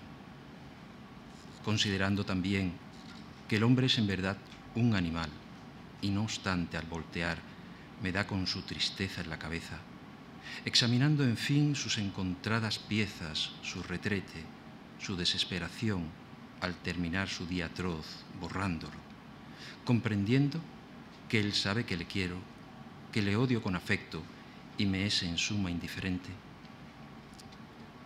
Considerando sus documentos generales, y mirando con lentes aquel certificado que prueba que nació muy pequeñito, le hago una seña, viene, y le doy un abrazo emocionado. ¿Qué más da? Emocionado, emocionado.